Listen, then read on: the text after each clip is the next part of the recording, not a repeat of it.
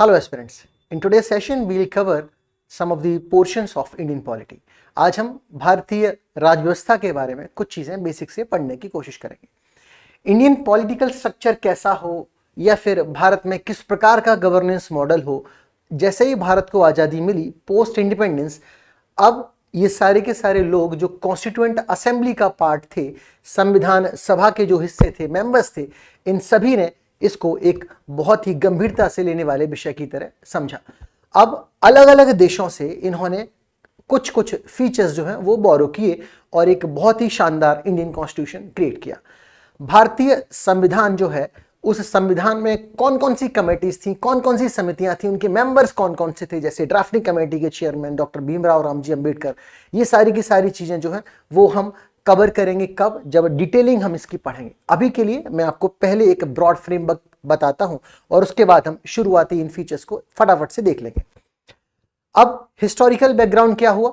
Historical background ये हुआ कि भारत में किस प्रकार का कॉन्स्टिट्यूशन बोरो किया जाए। क्या ये कैपिटलिस्ट कॉन्स्टिट्यूशन हो जैसा कि अमेरिका में है, या फिर सोशलिस्ट हो जैसा कि रशिया में है। कई सारे जो है सवाल वो इंडिपेंडेंट इंडिया की कॉन्स्टिट्यूएंट असेंबली के सामने रखे गए। अब इसके बाद हमने जो कॉन्स्टिट्यूशन तैयार किया है, जो one of the lengthiest constitution of the world है, दुनिया का सबसे लंबे संविधानों में से एक संविधान है, और जो लोग ये सोच रहे थे कि ये संविधान फ्लॉप हो जाएगा, भारत की ये डेमोक्रेसी लंबे समय तक सरवाइव नहीं कर पाएगी, उनके गाल पे एक तमाचा जैसा ये सिद्ध हुआ, क्योंकि बहुत लंबे समय तक हमारी डेमोक्रेसी सक्सेसफुली रन कर रही। अब फटाफट आते हैं कॉन्स्टिट्यूशन के फीचर्स की तरफ कि जो हमने अडॉप्ट किया इंडियन कॉन्स्टिट्यूशन, उस इंडियन कॉन्स्टिट्यूशन में अलग अलग देशों के बढ़िया बढ़िया हमने फीचर्स जो है वो अडॉप्ट कर लिए और हमने एक कंपाइलेशन किया जिसमें बहुत सारी चेंजेस हमने की। कुछ लोग बोलते हैं कि जो इंडियन कॉन्स्टिट्यूशन है वो सेंट्रलाइज्ड टेंडेंसीज रखता है, यानी जो केंद्र सरकार है उसकी तरफ शक्तियां ज्यादा झुकी हुई हैं। सेंटर और स्टेट रिलेशन जो है, केंद्र और राज्य जो संबंध है, उन संबंधों में केंद्र हमेशा भारी पड़ता है। अलग अलग विषय जो है जैसे कि central list, state list, concurrent list, residuary list, इन सूचियों में अलग अलग विषयों को रखा गया। सेंट्रल लिस्ट में जो भी सब्जेक्ट्स होंगे उन पर सिर्फ सेंटर या केंद्र ही कानून बना सकता है, और स्टेट लिस्ट में जो सब्जेक्ट्स होंगे उनमें सिर्फ स्टेट ही कानून बना सकता है। जबकि कंकरेंट लिस्ट में, समवर्ती सूची में, दोनों ही जो है वो अपने अपने कानून बना सकते हैं एक ही सब्जेक्ट के ऊपर, लेकिन सेंटर का बनाया हुआ कानून जो है वो ज्यादा डोमिनेटिंग रहेगा, वो ओवर पावर करेगा स्टेट के कानून को। रही बात रेजिडुअरी लिस्ट की, तो ये बाय डिफॉल्ट सेंटर के पास होती है। तो अभी हमने क्या समझा? हमने समझा कि जो कॉन्स्टिट्यूशन इंडिया का बना है, उस कॉन्स्टिट्यूशन में अलग अलग सूचियों में इसको बांट दिया गया, तोड़ दिया गया। अब इन सूचियों में सेंट्रल लिस्ट आती है, केंद्र सूची आती है, स्टेट लिस्ट, राज्य सूची आती है, और उसके बाद समवर्ती सूची आती है, राइट।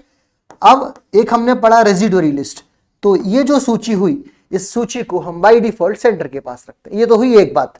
दूसरा, हम इंडियन कॉन्स्टिट्यूशन को कैसे जनरलाइज करें, कैसे समझें इसको, कि क्या ये मत सही है कि ये क्वासाई फेडरल है? क्या ये मत सही है?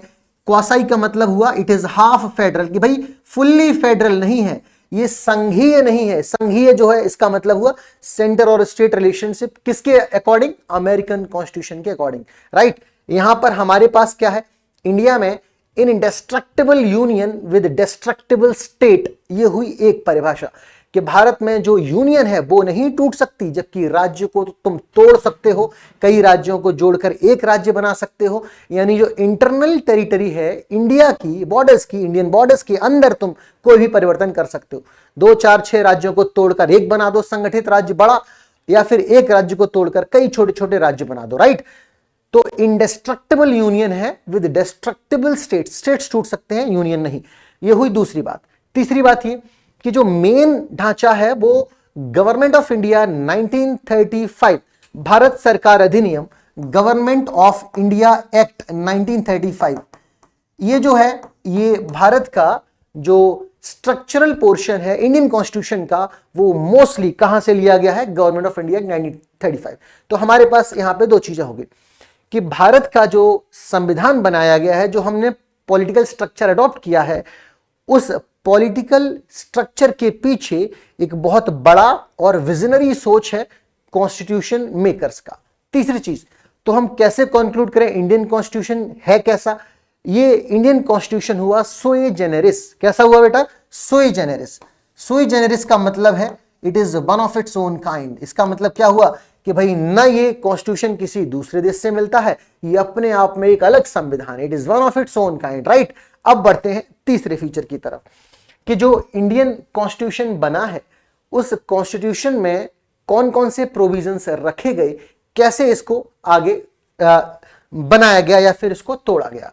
तो इस इंडियन कॉन्स्टिट्यूशन या इस भारतीय संविधान में हमने तीन अलग अलग डिवीजन किए। जरा ध्यान से सुनना, इन तीन डिविजन्स को अगर हम देखें तो एक हुआ लेजिस्लेचर यानी विधायिका, और एक हुआ एग्जीक्यूटिव कार्यपालिका, और एक हुआ जुडिशरी न्यायपालिका। तो संविधान के तीन ऑर्गन्स हुए, कौन कौन से? लेजिस्लेचर, एग्जीक्यूटिव और जुडिशरी यानी न्यायपालिका, कार्यपालिका और विधायिका। So what is the job of legislature? Legislature का जॉब है to make the laws in the legislative assembly, कि लेजिस्लेटिव असेंबली में क्या बनाना, संसद में क्या बनाना? कानून बनाना। विधायिका क्या करेगी? कानून बनाएगी। एग्जीक्यूटिव क्या करेगा? एग्जीक्यूटिव बॉडी जो है वो उस कानून की पालना करेगी इन लेटर एंड स्पिरिट, राइट। तो कानून जो लेजिस्लेटिव असेंबली ने जो एक्ट बनाया है, जो कानून बनाया है, उस कानून की पालना करने वाली एजेंसी हुई कार्यपालिका। अब न्यायपालिका का काम क्या है? न्यायपालिका का काम है to interpret the laws, to interpret the acts which has been created by the parliament. तो संसद ने जो कानून, जो अधिनियम तैयार किए हैं जिसका किसी ने उल्लंघन किया है, और ये बात कहां तक पहुंची? न्यायपालिका तक। तो न्यायपालिका उन सभी लॉज को, उन सभी एक्ट्स को क्या करेगी? इंटरप्रेट करेगी, right, in the eyes of the constitution. चलिए, ये हुई एक बात। अब बढ़ते हैं आगे की तरफ कि अगर हम मोटा मोटा देखें तो इंडियन कॉन्स्टिट्यूशन में क्या है? There is a blend of rigidity and flexibility. Flexibility कैसे? कि ज्यादातर यानी ऑलमोस्ट 80-90% जो काम है वो संसद में साधारण बहुमत से पूरे हो जाते हैं। किससे पूरे हो जाते हैं? साधारण बहुमत, सिंपल मेजॉरिटी। इसका मतलब ये हुआ कि हमारा कॉन्स्टिट्यूशन जो है वो फ्लेक्सिबल है, जो चेंजेस हम लाना चाहते हैं वो बड़ी आसानी से हम ला सकते हैं सिंपल मेजॉरिटी। अब सिंपल मेजॉरिटी क्या होती है? इसका मतलब है 50% + 1 प्रेजेंट इन वोटिंग, यानी जितने भी लोग वहां पर हैं, जो नॉर्मल पॉपुलेशन या नॉर्मल जो संख्या है संसद की, मेंबर्स की, उसमें से 50% प्रेजेंट इन वोटिंग, मतलब वहां उपस्थित भी हो और वोट भी डाल रहे हो। ऐसा नहीं कि उपस्थित तो हैं और वोटिंग प्रक्रिया में शामिल नहीं हो रहे, राइट। अब ये चीज और इससे जुड़ी हुई कई सारी चीजें, जैसे minimum attendance of the legislature, जहां से हमारी सदन की कार्यवाही शुरू होगी, उसको कोरम बोलते हैं। ये हुआ साधारण बहुमत। इसके बाद आता है special majority, right, absolute majority. ये सारी चीजें हम इस टॉपिक में कवर करेंगे जैसे ही अगली सेशंस में आएगा। अभी के लिए दूसरा पॉइंट हमारा हुआ it's a federal system with unitary बायस, कि सेंटर के पास ज्यादा जो है वो शक्तियां हैं। यहां पर संघीय व्यवस्था यानी centre is having more power in comparison to the states, राज्यों की तुलना में। तीसरा हुआ कि पार्लियामेंट्री सिस्टम ऑफ गवर्नमेंट है। इसका मतलब क्या है? कि हमारे यहाँ एक संसदीय प्रणाली होगी। हमारे भारत में जैसे जो संसद है, उस संसद में लोकसभा और राज्यसभा, लोकसभा है पीपल्स हाउस और राज्यसभा है हाउस ऑफ एल्डर्स, राइट। तो लोकसभा, राज्यसभा के अलावा इस संसद का सबसे इंपॉर्टेंट पार्ट कौन होता है? राष्ट्रपति। क्योंकि जब लोकसभा और राज्यसभा दोनों में कोई विधेयक है वो पारित हो जाएगा, तब ये राष्ट्रपति के पास जाएगा for the ascent of the president. जब तक राष्ट्रपति इस पर हस्ताक्षर नहीं करेंगे ये एक्ट नहीं बनेगा, अधिनियम नहीं बनेगा। इसलिए पार्लियामेंट या संसद में सिर्फ लोकसभा और राज्यसभा नहीं है, इसमें और कौन है सबसे इंपॉर्टेंट तीसरा ऑर्गन? वो प्रेसिडेंट है, राइट। और ये यूपीएससी प्रीलिम्स में, आईएएस के प्रीलिम्स में क्वेश्चन आ चुका है कि संसद में कौन कौन से जो ऑर्गन्स होते हैं। तो हमें मोस्टली पता होता है लोकसभा, राज्यसभा, और इसमें प्रेसिडेंट को हम अंडरमाइन कर देते हैं। अब बढ़ते हैं आगे की तरफ। जुडिशरी सेटअप जो इंडिया में न्यायपालिका का जो ढांचा है वो इंटीग्रेटेड जुडिशरी है। मतलब टॉप पे हमारे पास सुप्रीम कोर्ट है, उसके बाद स्टेट्स में अलग अलग राज्यों में हाई कोर्ट्स हैं, फिर सबऑर्डिनेट कोर्ट्स हैं। तो एक इंटीग्रेटेड मशीनरी है जुडिशरी की, न्यायपालिका की, एकीकृत न्यायपालिका है। इससे भी इंपॉर्टेंट चीज कि हमारे संविधान में फंडामेंटल राइट्स दिए गए हैं, मौलिक राइट्स दिए गए हैं, राइट। अब जरा ध्यान से सुनना, कई सारे राइट्स होते हैं, लीगल राइट्स, है ना, वैधानिक अधिकार। इसके बाद हमने बोला कॉन्स्टिट्यूशनल राइट्स, संवैधानिक अधिकार। उसके बाद हमने बोला फंडामेंटल राइट्स यानी मौलिक अधिकार। तो इन अधिकारियों की सूचियों को हम इन डिटेल कवर करेंगे। फंडामेंटल राइट्स जो है वो किसी भी कोर्ट ऑफ लॉ में या किसी भी जुडिशियल कोर्ट में जो है वो बड़ी आसानी से आप जाके उनको डिमांड कर सकते हो कि सर हमारे इस फंडामेंटल राइट का ब्रीच हुआ है, यानी ये जस्टिशिएबल राइट्स हैं। कैसे राइट्स हैं? जस्टिशिएबल, कि विधायक न्यायपालिका जो है वो न्यायपालिका इन अधिकारों के उल्लंघन पर आर्टिकल 32 के तहत सुप्रीम कोर्ट इस पर एक्शन ले सकता है और आर्टिकल 226 के तहत हाई कोर्ट इस पर आपको ज्यादा जो है वो पावर्स रखता है। यानी अगर आप लीगल राइट्स और फंडामेंटल राइट्स के ब्रीच या उल्लंघन को लेकर कोर्ट को अप्रोच करते हो तो हाई कोर्ट्स के पास ज्यादा शक्तियां होती हैं। ये फंडामेंटल राइट्स को भी डील करता है और लीगल राइट्स को भी, है ना। जबकि सुप्रीम कोर्ट में जाओगे तो उनका एक नैरो जो है वो अप्रोच रहता है। अप्रोच नहीं इसको बोलेंगे, क्या बोलेंगे, डोमेन रहता है। यानी वो सिर्फ फंडामेंटल राइट्स के साथ डील करेंगे, लीगल राइट्स और बाकी अधिकारों के साथ नहीं। फटाफट से फंडामेंटल राइट्स दी है, वैसे ही directive policies of DPSP, directive, मैं इसको लिख दे रहा हूं एक बार, DPSP, directive principles of state policy. Directive principles of state policy यानी जो पॉलिसी मेकर्स हैं, कॉन्स्टिट्यूशन मेकर्स हैं, उन्होंने राज्य सरकारों को यानी सरकारों को ये मशवरा दिया है, ये डायरेक्टिव्स इश्यू किए हैं कि आप जो है एक वेलफेयर स्टेट के चलते अच्छी अच्छी नीतियां बनाओगे शिक्षा के लिए, रोजगार के लिए, स्वास्थ्य के लिए, क्योंकि इंडिया क्या है, एक वेलफेयर स्टेट है।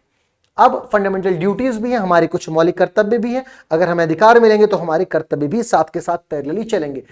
सेक्युलर कंट्री होना चाहिए भारत, और हमारे यहाँ यूनिवर्सल एडल्ट फ्रेंचाइजी होनी चाहिए, यानी सबको वोट डालने का अधिकार है जो 18 साल से ऊपर है, यानी वयस्क मताधिकार, धर्मनिरपेक्षता, मौलिक अधिकार, राज्य के नीति निर्देशक तत्व, ये कई सारे फीचर्स में से एक हुआ, राइट। तो आपको क्या ध्यान रखना है कि हमारे संविधान में जो पॉलिटिकल स्ट्रक्चर लाया गया है एक डेमोक्रेटिक इंडिया में, उसमें हमने पार्लियामेंट्री सिस्टम को अडॉप्ट किया, संसदीय प्रणाली को अडॉप्ट किया, जो कि ब्रिटेन से हमने उठाया है। कहां से उठाया है? ब्रिटेन से।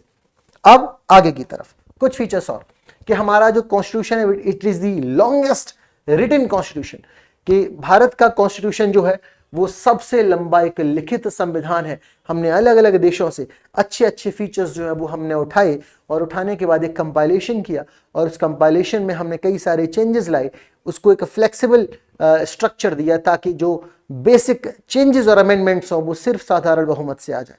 और ऐसा भी नहीं कि तुम सब चीज़ों को साधारण बहुमत से कर सकते हो, इसलिए उन्होंने स्पेशल मेजोरिटी को भी रखा, विशेष बहुमत को, जिसमें मोर देन जो 2/3 of the Indian states should be the party और दी मेंबर।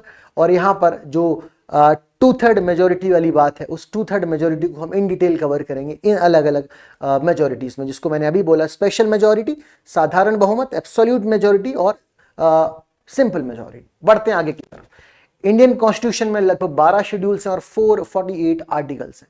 ये डाटा क्या शो करता है कि इंडिया का कॉन्स्टिट्यूशन एक बहुत ही लंबा संविधान है और रिटन कॉन्स्टिट्यूशन है। इंग्लैंड का कॉन्स्टिट्यूशन आप देखोगे वो रिटन कॉन्स्टिट्यूशन नहीं है, तो इंडिया का रिटन कॉन्स्टिट्यूशन है और one of the lengthiest, right. इसके बाद हमारे पास और कौन कौन सी चीजें हैं फीचर्स में अगर हम ध्यान दें तो, कि जो ड्राफ्टिंग कमेटी के चेयरमैन थे डॉक्टर भीमराव रामजी अंबेडकर, उन्होंने भारत की जो पॉपुलेशन है और जो वर्गीकरण है उसमें हर वर्ग विशेष का ध्यान रखा है, चाहे वो शेड्यूल्ड कास्ट हो, शेड्यूल्ड ट्राइब्स हो, या फिर जो नॉर्थ ईस्ट के स्टेट्स हो। अब इन प्रोविजंस को जब हम इन डिटेल कवर करेंगे आर्टिकल्स के अंदर, तो आर्टिकल 1 से लेके आर्टिकल 448 और उसके बाद जो नए अमेंडमेंट्स हुए हैं उन सभी को हम धीमे धीमे एक अलग तरीके से याद करने की कोशिश करेंगे। आपको ये आर्टिकल्स याद करने में मुश्किल आती होगी, मैं आपको एक छोटी सी ट्रिक देता हूं जो एक टीजर मात्र है, आप ऐसे समझने की कोशिश करना। सबसे पहले हम किसी न किसी टेरिटरी को एक्वायर करते हैं, ध्यान से सुनना, यहां से आप बहुत बेसिक चीज जो सोशियोलॉजी में भी यूज हो सकती है, पॉलिटी में भी यूज हो सकती है, हिस्ट्री में भी, उस तक आप पहुंच जाओगे। सबसे पहले जैसे मान के चलो कि अमेरिका की किसी ने खोज करी, तो अमेरिका की खोज किसने करी? आप बोलोगे कोलंबस ने, है ना। और ये हर जगह आप पढ़ते हो कि कोलंबस ने जो है खोज करी 1492 में, किसकी? अमेरिका की। जबकि हकीकत क्या है? अमेरिगो वेस्पुकी ने इसकी खोज करी, ठीक है, उसके नाम पर ही अमेरिका बना। तो पहले किसी आइलैंड की खोज हुई, उसके बाद यूरोप से और बाकी अलग अलग कॉन्टिनेंट से माइग्रेशन हुआ लोगों का। क्या हुआ? स्थानांतरण हुआ। क्या हुआ? स्थानांतरण। इस स्थानांतरण के बाद जो पॉपुलेशन पहुंची है कहां, इस नए कॉन्टिनेंट में, अब क्या होगा, इस पॉपुलेशन को लंबे समय तक जब यहां पर रहना होगा, अब ये लोग एसोसिएट करना शुरू कर देंगे खुद को उस टेरिटरी से। अब ये लोग अपने फंडामेंटल राइट्स की बात करेंगे। तो तीन चीजें होंगी। पहला, जो शुरुआत के आर्टिकल्स होंगे वो टेरिटरी से रिलेटेड होंगे, आर्टिकल 1, 2, 3, 4, 5 ये भारत की टेरिटरी से रिलेटेड होंगे। इसके बाद आप देखोगे सिटीजनशिप के, क्योंकि अब जो लोग रहने लगे हैं भारत की टेरिटरी में वो अपनी नागरिकता के अधिकार मानने लगे, क्योंकि ये मानते हैं कि ये अब सिटीजन है ऑफ टेरिटरी की। इसके बाद आते हैं फंडामेंटल राइट्स। जब ये उनका घर हो गया, अब ये मौलिक अधिकार मांगेंगे। तो जब मौलिक अधिकार मांगोगे तो फंडामेंटल ड्यूटीज भी आपको निभानी पड़ेंगी। फिर directive principles of state policies, आपका जो कॉन्स्टिट्यूशन है उसके सारे आर्टिकल्स इसी आधार पर होंगे। शुरुआत के टेरिटरी से रिलेटेड यहां से, फिर लोग यहां पे आ गए तो सिटीजनशिप मांगेंगे, अब यही लोग फंडामेंटल राइट्स मांगेंगे, और फंडामेंटल राइट तुम किसी को दोगे तो ड्यूटीज भी आपको फॉलो करनी पड़ेंगी। फिर डायरेक्टिव प्रिंसिपल स्टेट पॉलिसी, बहुत सारी चीजें इसी प्रकार से। सेंट्रल गवर्नमेंट, फिर स्टेट गवर्नमेंट, फिर लोकल गवर्नमेंट, फिर इंडिपेंडेंट बॉडीज जैसे यूपीएससी इलेक्शन कमीशन, और फिर अलग अलग जो बॉडीज हैं जो by an act of parliament बनी है, वो सारी चीजें हम इंडियन कॉन्स्टिट्यूशन के इन आर्टिकल्स को ऐसे तोड़ेंगे। Thank you very much, stay safe.